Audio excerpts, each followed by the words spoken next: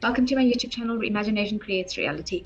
My name is Fazila Bijo, and I am here to help you understand and learn about teachings from great mystics like Neville Goddard, Joseph Murphy, Florence Scovel Shinn, and many others, so that you can understand, learn, and apply these teachings for yourself in your life too. I found in my experience, these teachings are so important and so vital that I want to share through the medium of this channel so that you can better understand and not overlook the value as well as the impact that these teachings can have in your life. One of my desires is to help raise consciousness on the planet. And I know that as these teachings reach more and more people, that in doing so, we are all contributing to raising consciousness on the planet. Now, in this video, I will be taking you through the first chapter of The Law and the Promise. In my previous video, if you're curious as to why should anyone actually learn about this book, why should anyone bother to work with this book, I talk about the impact it can have in terms of you being able to understand the law of assumption and how you can apply it into your life. And something that Neville brings out in this book is your faith creating reality. Now, all of these teachings contribute to how we can have a greater life, how we can have a better impact, how we can have everything that we desire and more. And understand, I hope that you can see that you deserve to have the life that you would love to have. You deserve to have the abundance, the money, the relationship, the business, the health. Everything is available to us, and we are the creators of our reality.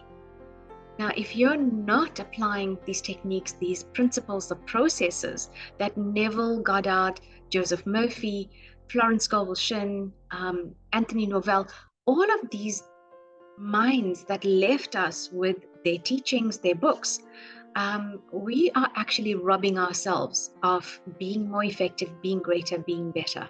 And that's what I do here, is I want to help you achieve that as well. Because as we all raise together, we raise others in our lives, and that creates a greater impact for life on the planet. Now, when we're all together in this, and we can collectively do this, imagine what the outcome could be. Life would change tremendously, and we can creatively transform. And that for me is a win-win for us all.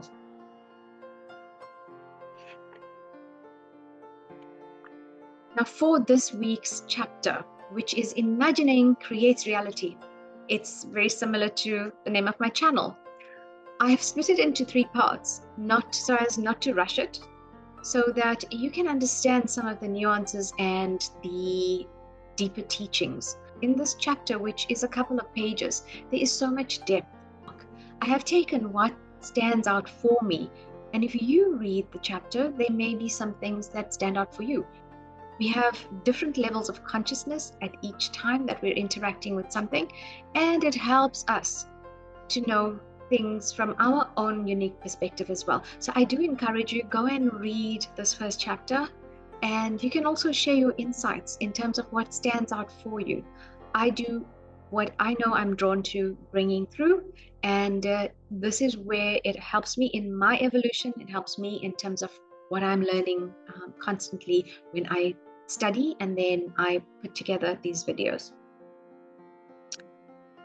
So in the next 2 videos, I'll go into more practical aspects. The third video will be a bit of a meditative / more of a dropping in and practice video. So one of the things that I looked at in terms of, I love actually breaking concepts down, breaking any aspects, constructs down. One of the things I looked at is that of mystery. What does it mean in terms of mystery? Because I have called this episode the mystery of imagination. Now, something I want to just, so mystery is something that is difficult or can be impossible to understand, or it's beyond our understanding. It also means enigma, problem, or puzzle. It can be a secret rite or a doctrine. I asked myself, what is mystery? It never goes into explaining what imagination is about. And imagination will forever remain a mystery if you are not, and if you don't look into what are the principles, the processes, and the techniques. Because all of this at the end of the day is something that you can apply to become more effective. There's the problem that many do not understand the power of imagination. Neville talks about the fact that man, we live in the heart of creation, which is imagination. So I ask then, what is imagination? Now, imagination at its most basic sense is the faculty or the action of bringing out new ideas, new creations, new concepts. And looking at imagination on another level is the ability of the mind to create something new, to be resourceful. So on that one level alone, using your imagination, why not be able to create exactly the life that you would love to have? Is struggling, not having what you desire in life, not being satisfied, accepting that, things are okay up to a certain extent, I can only have this much? That doesn't sound like living the greatest life that you ever could live. That doesn't sound like being the better version of you. And that's the other reason I do this. It's because I have realized, I have also experienced what it's like to experience a better version of myself. And that's what the mystery of imagining can do for you, is that you can experience a better version of you. And from experience the next level of your better version. Once you have that level of expansion, I can guarantee you, you don't want to stop there. You'll want to move higher and higher and higher. And that's what these teachings do. So again, this week's episode is demystifying the mystery that is imagination. So when we look at the law and the promise and chapter 1, imagining creates reality, we're going to touch on things that will help it make it easier to grasp the law of assumption. There are many case studies or testimonials, as we know it in our modern day or in our current times, of the wish-fulfilled scenarios, of stories, of problems that people faced themselves and how they used Neville's teachings to help them overcome those problems. Revision is a big part of what people have used in these case studies, in these stories that they submitted to Neville, and parts of self-concept, and as well as inner speech. I will be drawing your attention to those aspects, those processes that people have used. There are case studies around people who had health issues, and not just issues from a couple of years ago. One woman goes all the way back into her childhood, and 39 years later, she is free without pain in her back for once in her life. People who've wanted to buy property, people who didn't have a means of creating an income because they felt they were so much older in life. So there are lots of different scenarios, and we'll be going over these case studies. I'll use them as case studies so that you can understand from other people's experiences how you can better apply the law of assumption and how imagining creates reality. Now, I trust that you are here in this video, you're watching this video, if you're still here with me, that you want to improve your life, you want to change your circumstances, you don't want to be stuck where you're at. Because I was missing the mark a couple of years ago in terms of having done lots and lots of work, having trained in many disciplines. I'm a multi-passionate, multi-disciplined, multi-talented author, coach, mentor, healer, intuitive empath. And I've been doing a lot of training in different disciplines. And yet I found, until I got to Neville's teachings, that of Joseph Murphy as well, that I was just rearranging things in my mind. They felt better, but they didn't bring a lasting change. Once I learned about the law of assumption, I could see how I could make that change for myself. Because one of the things that Neville tells us is when man solves the mystery of imagining, he will have discovered the secret to the cause of his reality and circumstances.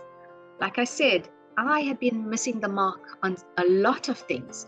I mean, my life wasn't hopeless, but it was difficult to pinpoint what wasn't working in terms of career, in terms of relationships. For my money issues, my money flows, I had the feast or famine cycles in my business. And while it wasn't all bad, it wasn't the greatest. The law of assumption helped me pinpoint that I was creating my reality. And I also learned how I was creating my reality. When man becomes aware of imagining, creating his reality, of knowing that he is the cause, we realize more and more, and I saw it, that the drama of life is all imagination.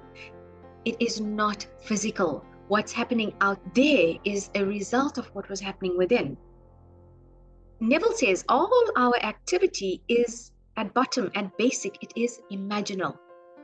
There is no object outside of us that is independent of our imagination on some level or all levels, because when you get to realize this is radical responsibility, we are the ones that are forever creating and shaping our reality. Now, many people may say, but how and why would I call tragedy? Well, you may want something that is different to the tragedy, but you are conscious and you have implanted into your imagination that which is your reality. You've created that reality because it came from your imagination. Now, let me be clear. Maybe you've done a lot of work and you're no longer that person who thought that way, because you did think that way at some point in your life. And what is happening is that echo, that hangover, is actually still hovering in your reality. So everything in our world owes its character to imagination on one or various levels. So now, how do we change it? Well, when we awaken our imagination, when we awaken to the fact that we are the cause of our reality, we then realize that we are either creating and conserving that which we desire when we get to exercise our imagination at the level of mastery, or we are transforming or destroying the undesirable through the use of our imagination. So how is imagination conservative? How does it create? Well, it builds your world. It builds the world from the images that are supplied by memory and the evidence of our senses. Remember at the beginning, I said imagination at its basic, without bringing in the mystery and without bringing in how imagination creates. At its basic, it is bringing these concepts and ideas to life. When we imprint, when we take that into our subconscious mind, now the subconscious mind is programmed by us, and there are ways in which we do this. We are now supplying the instrument of our creation. We are the instrument, we are the scalpel, or we are the wrecking ball of our lives. So imagination is creatively transformative when it takes what isn't great, what isn't working, and it transforms it into what it ought to be. And that's what revision is about. That's what changing your self-concept is about. You're taking something and where you believe yourself to be as, and who you believe yourself to be, and what beliefs you are holding on to. When you take that and you transform it, you are now creatively using imagination. And we can build our world out of what we think are dreams of fancy, but simply by applying our imagination in a way that is effective and in a way that will bring us the results that we seek. So the man who becomes aware, and the woman who is aware of what he is imagining, knows what he is creating. When he realizes, and again, that the drama of life is everything he has imagined. It is not physical. Why? Because he imagined it into life. He gave birth into this.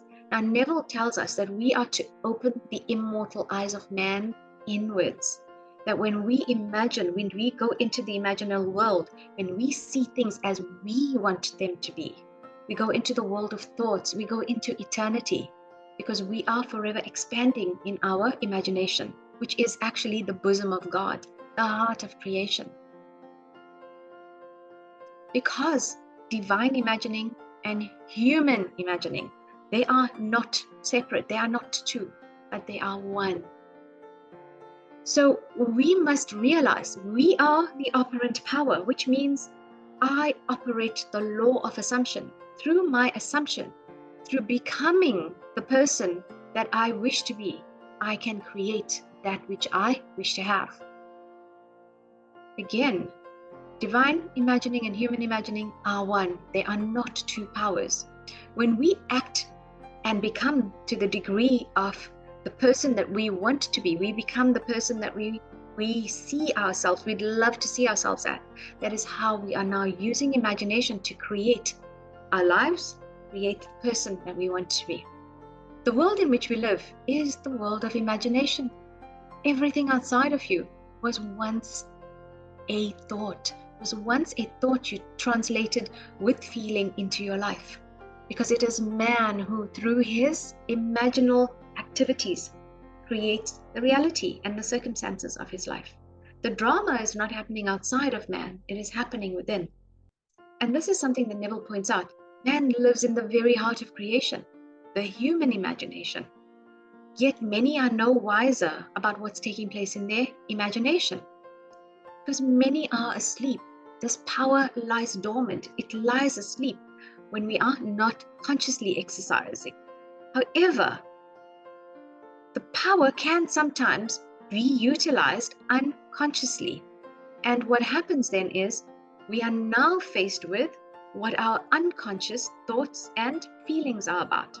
Imagining is not just limited to those who are creative, whether it is a poet, an artist, an actor, an orator, one who speaks. But it is the realm of everyone, the scientist, the merchant, the inventor. Everything was once an idea.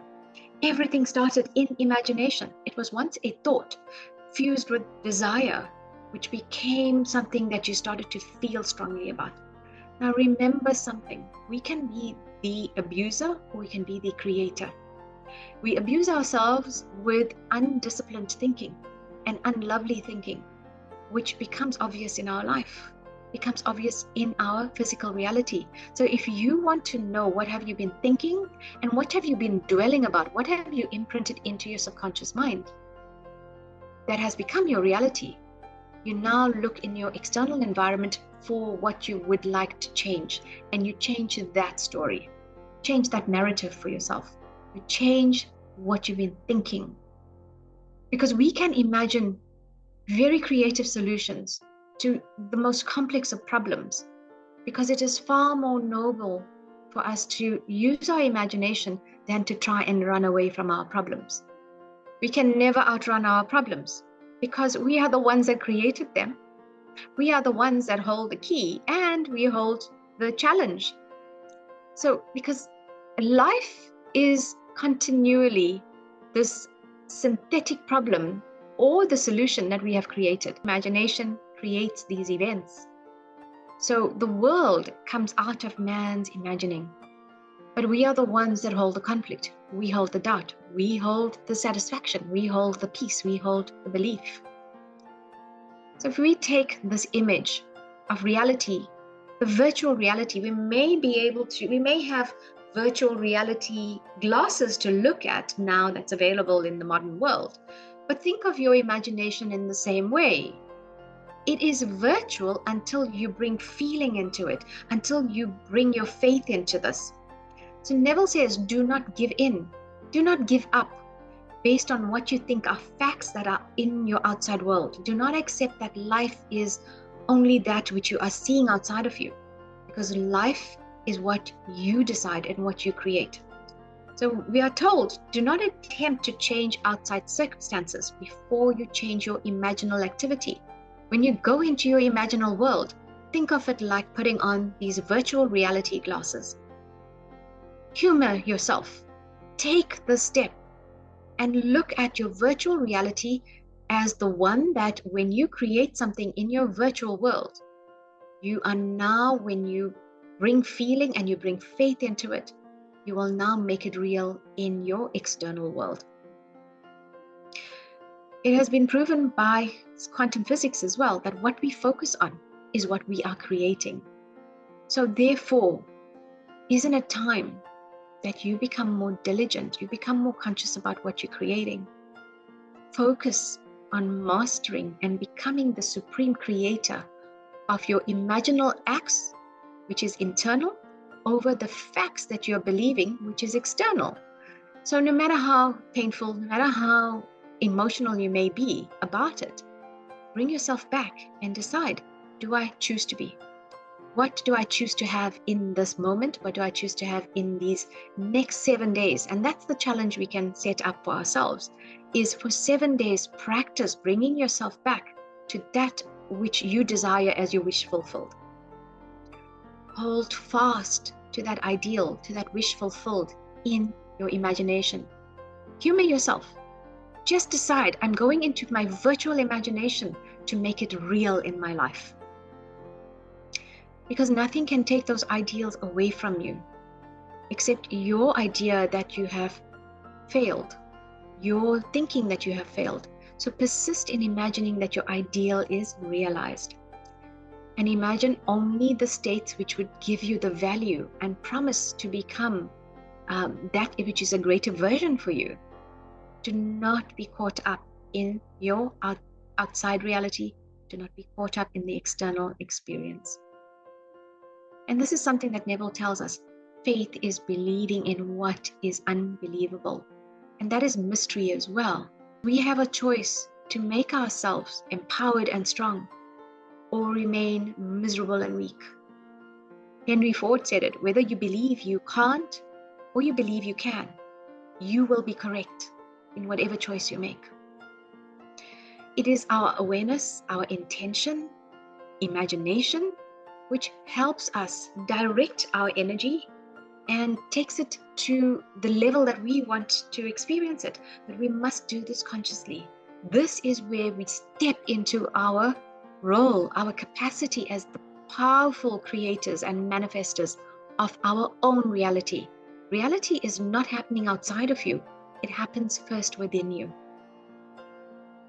So I want to invite you to please look at and perhaps comment here as well. What insights have you gained from this week's video? What stands out for you? I have part 2 coming, which is about how you're going to utilize your imagination better. It is about imaginative occupancy. I will be building on this week's lesson, which is about creatively transforming your desires. You can transform and destroy that which is undesirable. You can create and conserve that which is desirable. I am Fazila Bijo, and it is my pleasure to bring you insights, understanding, teachings, learnings that the great mystics have brought to us about how we can create our own reality. I invite you to change your self-concept to becoming the person who creates their reality and not the person who thinks that reality is creating their life. Please like, please share, please comment. I would love to hear from you. Help me grow the channel, and I will see you in the next video.